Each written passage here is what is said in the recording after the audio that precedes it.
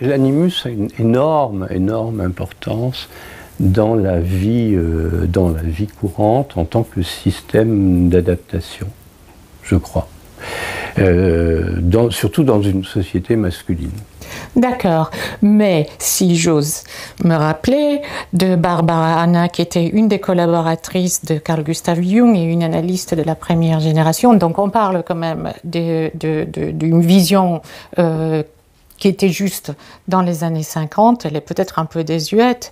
Elle disait quand même que l'animus chez une femme, il était au bon endroit quand il s'agissait de la relier au dynamisme intérieur, mais que quand il se mêlait de sa vie à l'extérieur, il était générateur plutôt de problèmes. Oui, mais Barbara Anna visait la relation entre l'homme et la femme, enfin en l'occurrence entre la femme et l'homme.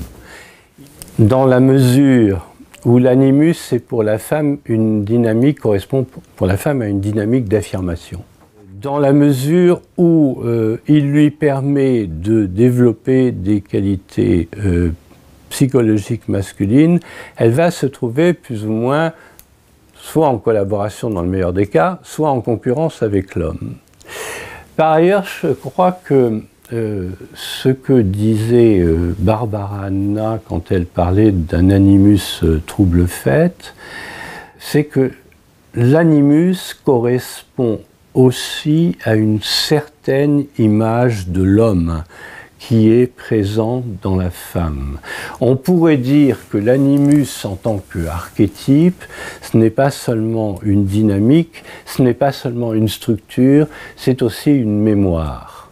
Une mémoire que les femmes portent, une mémoire des hommes que les femmes portent en elles. Et selon les époques, on a quand même des images d'hommes associées à cet animus qui peuvent être très gênantes dans la relation. À l'heure actuelle, certaines formes d'animus rendent les femmes vindicatives et hostiles, dans certains cas, à l'homme, parce qu'il y a une mémoire d'une oppression réelle ou supposée, en tout cas d'une limitation dont les femmes ne veulent plus. De ce fait, l'homme est imagé ou imaginé, selon le cas, comme le maître et seigneur, l'oppresseur et je ne sais quoi encore, un père fouettard ou sévère ou bon, et ce qui ne correspond pas du tout à la réalité des hommes aujourd'hui, comme vous le savez, et donc si ces images qui sont présentes dans les femmes et qui sortent ne sont pas interrogées, si les femmes ne prennent pas de distance par rapport à ces images, si elles s'identifient trop, si elles y croient trop à ces images, eh ben, l'animus devient très trouble-fête dans la relation.